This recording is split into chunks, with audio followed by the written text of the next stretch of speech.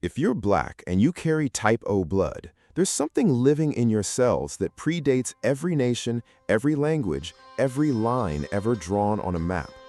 For most of the last century, doctors saw blood type as nothing more than a label on a wristband, useful if you ever needed a transfusion and forgotten the moment you didn't.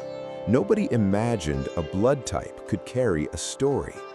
Then geneticists actually looked at the DNA behind that single letter, and what they found forced a rewrite of the human timeline. This isn't a simple "humanity began in Africa" footnote. This is about a mutation that may be older than our species itself, one that's still sitting quietly in your bloodstream right now. So where did it actually come from, and why did it take science decades to get this story right? Stick around, because by the end, you'll understand something about your own blood that most explainers still get backwards.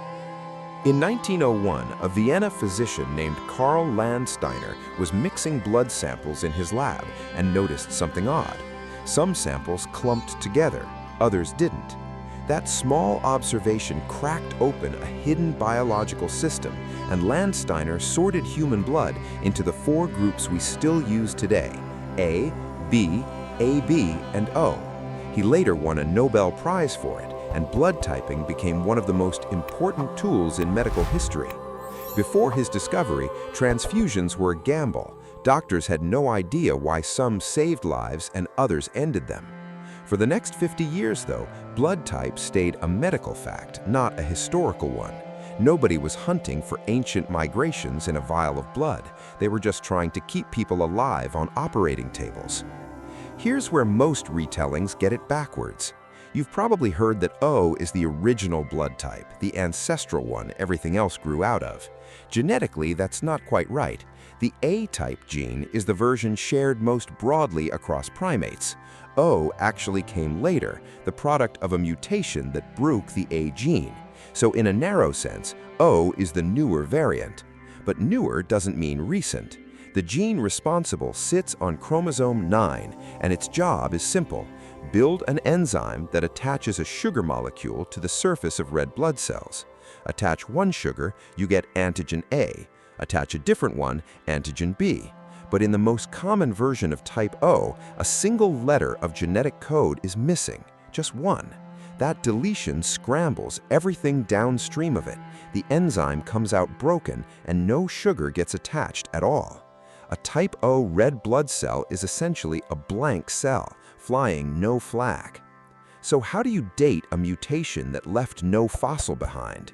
You look at the DNA sitting next to it. Small genetic changes accumulate around a mutation over generations, like rings inside a tree trunk, and by comparing those patterns across O-type carriers worldwide, researchers can estimate roughly when the deletion first appeared. What they found didn't just predate the human migration out of Africa some 60,000 to 70,000 years ago, it went far deeper. When scientists sequenced ancient DNA from Neanderthal remains in Spain, they checked for the same missing letter. It was there. That means this mutation didn't originate in modern human history at all. It existed before our lineage even split from the Neanderthals, pushing its age back several 100,000 years at minimum. And some researchers trace the broader blood group system back tens of millions of years into our shared ancestry with other primates. Wherever the population carrying this mutation eventually settled and became us, it happened in Africa. The mutation was already there, waiting, long before anyone walked out of that continent. This pattern doesn't rest on one gene. It shows up again independently across completely different pieces of DNA: the Y chromosome, mitochondrial DNA, other blood group systems entirely unrelated to ABO. Different tools, different research teams working decades apart, all pointing to the same place. Every population outside Africa descends from a relatively small group that left the continent within the last 50,000 to 70,000 years, and small founder groups only carry forward a fraction of the genetic diversity behind them, a pattern geneticists call a founder effect. It compounds with each subsequent migration. The The result? Genetic diversity between two populations sampled from within Africa can actually be greater than the diversity between a Norwegian and someone from Japan. That's the fingerprint of a continent that has hosted modern humans far longer than anywhere else on Earth. And the fossil record backs it up.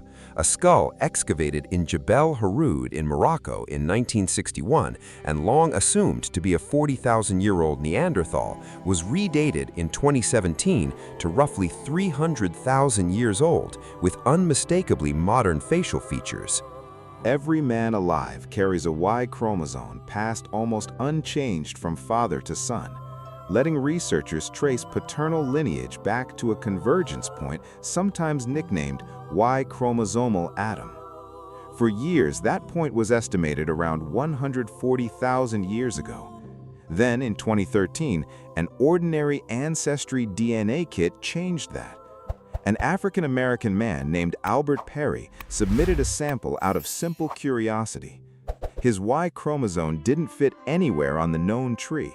It branched off earlier than every other lineage on record, with early estimates placing that divergence hundreds of thousands of years back. Researchers later traced similar markers to small communities among the Mbo and Bangwa peoples of Western Cameroon. The oldest documented paternal lineage in our species wasn't found in a museum. It was quietly living in the blood of men in Central Africa and in a man in the United States who had no idea what he was carrying when he mailed off a routine test. On the maternal side, a parallel story exists in mitochondrial DNA, where the deepest branch, haplogroup L0, is concentrated among southern African populations, including Khoisan-speaking communities. Then there's a genetic story about survival rather than deep time. A blood group system called Duffy shows that roughly 90 to 95% of people with West and Central African ancestry carry no Duffy antigen at all, one of the sharpest genetic dividing lines on the planet. That absence matters because a strain of malaria depends on that exact antigen to invade red blood cells. No antigen, no entry point.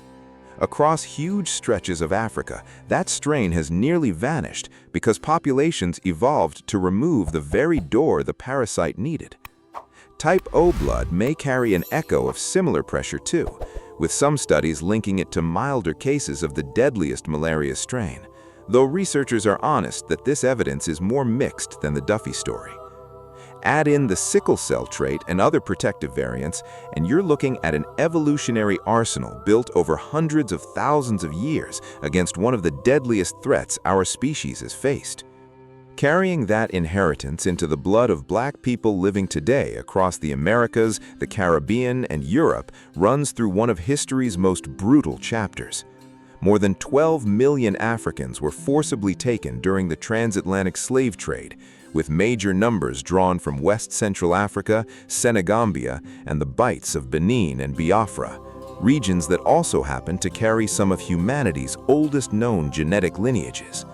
Names were erased, languages stripped, families separated, and the paper trail that should have preserved generations of history was destroyed or never written at all.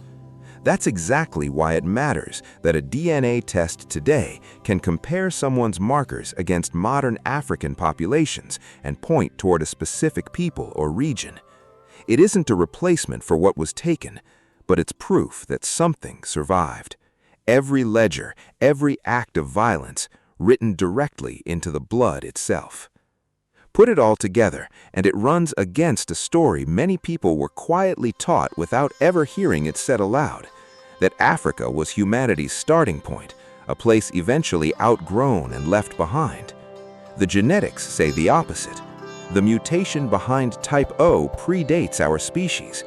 The deepest paternal lineage ever documented traces to Cameroon. The deepest maternal lineage traces to Southern Africa. None of this ranks one bloodline above another. It doesn't. What it shows is continuity. This lineage came first, and every other population on Earth is a branch that grew from it. If you were ever told your family's story was a blank page because the record didn't survive, here's the truth. The page was never blank. It was unread. And now, finally, it's being read.